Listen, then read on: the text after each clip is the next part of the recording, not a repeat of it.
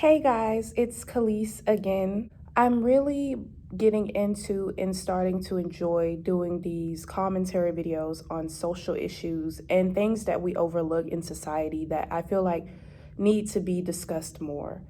So, today in this video, I'm going to be discussing the male gaze and the dangers of it in society. So, you may ask, what is the male gaze? So, the male gaze is defined as a feminist theory that describes and portrays the way men look and think of women in a way that is sexualizing and diminishing to a woman. So many industries have bloomed from the male gaze and became successful, such as the porn industry. The modeling industry is indicated a lot by the male gaze. The male gaze is very profitable, but it's also very destructive to our society, I believe.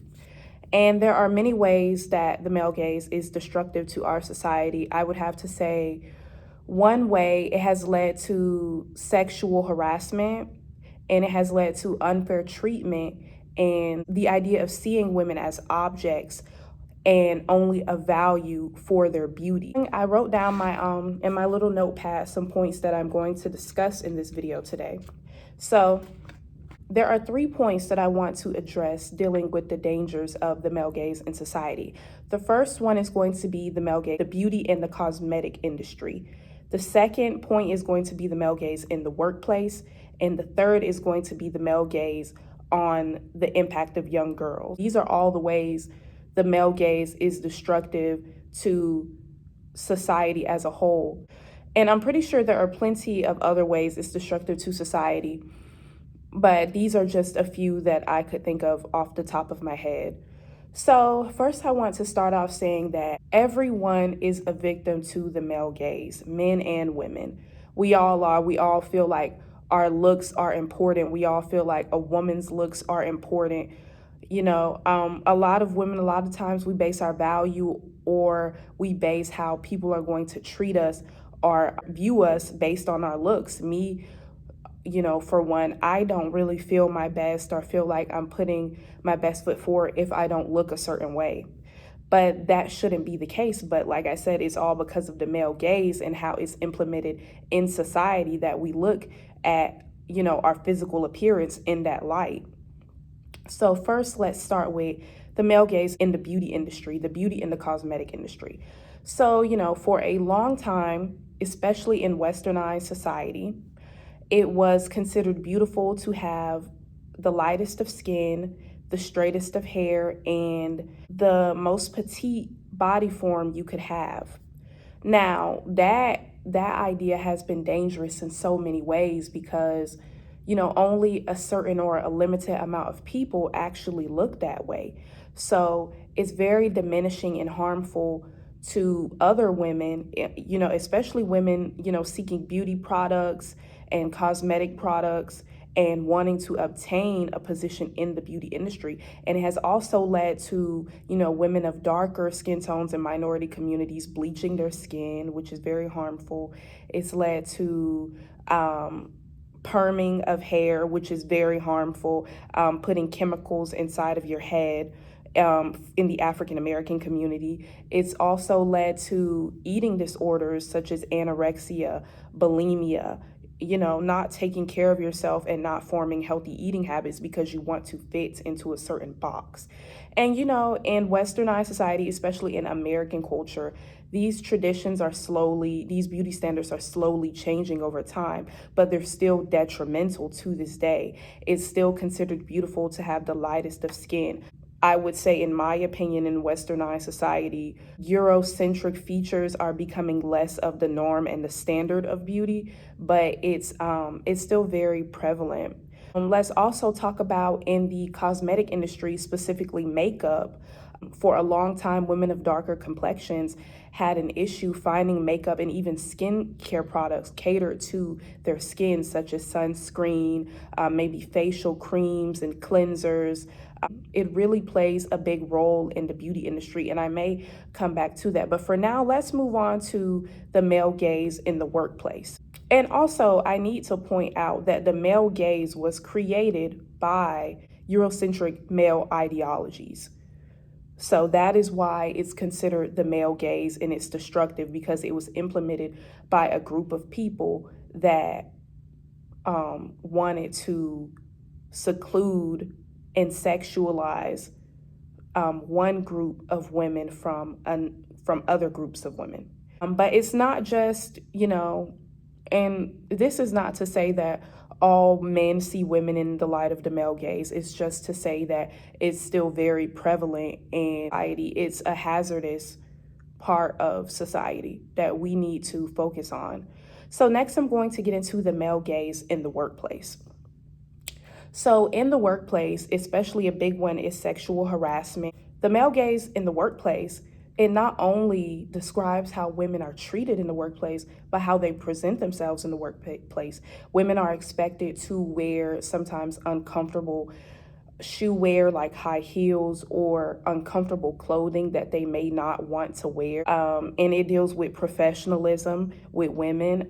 The ideal of professionalism, like I said, is based on the Eurocentric standpoint of the male gaze. Their importance is centered around their physical appearance, especially in a lot of male-dominated industries. They a lot of the times they aren't able to express their opinions. They aren't able to showcase their intellectual insight. They're only seen for their beauty and how their beauty can be an asset to, how their beauty can be something entertaining for men to look at in the workplace.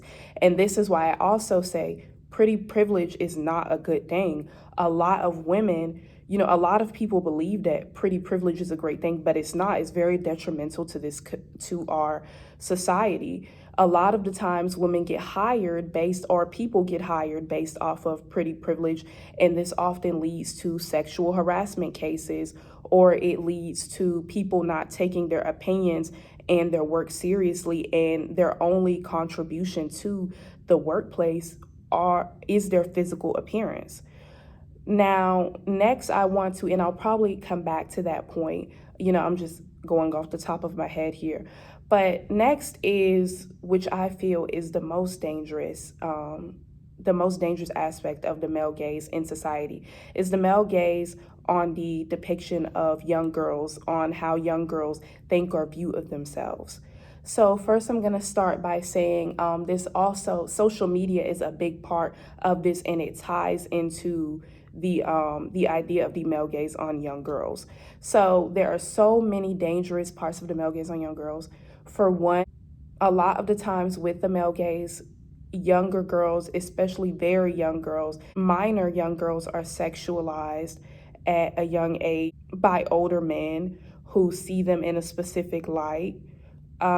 Because let's also talk about how women are viewed as more beautiful and more attractive the younger they are, something I personally don't agree with, because like I said, what you have to remember, everything in life is socially constructed. Nothing in life is real. So whatever you think, however you feel about something, is based on your experiences in life and what you've been through and what you've seen and witnessed.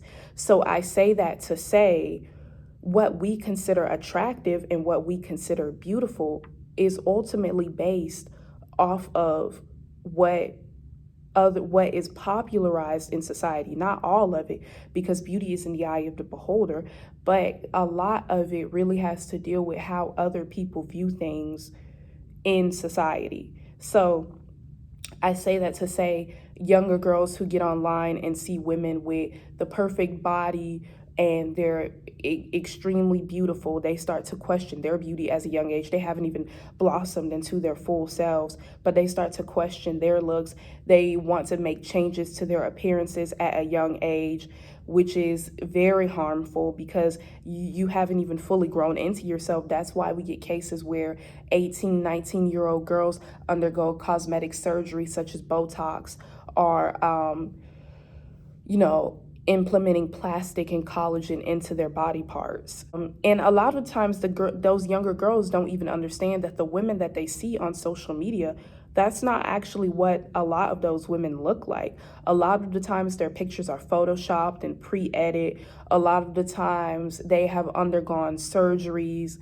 They're wearing makeup. They're not wearing their natural hair. You know what I mean? That's not what they look like. They look like when they wake up in the morning. But if you're a young girl in social media, you perceive it as that way because you're young minded, your brain isn't fully developed, and also you don't fit into the idea. You don't look similar to that woman. So the male gaze, as I was saying, I could go on and on about it. We could talk about how, to piggyback when I was talking about the male gaze in the beauty industry, you know, eating disorders are formed with girls at an early age. And I want to talk more about this topic, and I'm probably going to do a part 2 of this video because I'm very interested in it. But I think it's important that we diminish the idea of the male gaze. And what I mean is so when you're thinking of the male gaze and you're seeing it as not this significant hazardous thing that's implemented into society, I want you to think about the little girls who are dealing with eating disorders. I want you to think about the young women who feel like their only value and their only contribution to society is their looks, and that's all they should focus on and center their personalities around. I want you to think about the women who are harassed in the workforce or who are not paid equal wages to their male counterparts, specifically because the company only sees them as an asset based on their physical appearance. I want you to think about, I want you to think about a woman's role in society, and how a lot of the times women can only enter specific spaces because of how they look. That's when I tell you guys the male gaze is so big and we overlook it with every single thing that we do in life every day. I want you to think about how dangerous. I want you to think about how the sexualization of women and the strictly based off of the idea of beauty standards and sexualization. So that's all I had to say in this video. I just like to get you guys thinking. I do a lot of thinking during these videos as well, and I just want to continue making them. So the next video I'm going to discuss, the idea of the video is going to be diminishing the perception of you, and I'm going to be talking about how we can destroy and change people's negative perceptions of us in the world, and how we can learn to stop caring about what people think about us. So yeah, thank you guys for checking out my videos, and I hope you enjoy them. I hope they teach you something. I hope you learn from them. I hope they help you. I just want to start sharing my knowledge and my ideas about the world out there, because with the Gen Z era, we're breaking generational curses, and we're undoing the accepted things that were not inherently good in our that were brought down to us from our past generations. So I just want to help the cause. So you guys have a great day. Bye.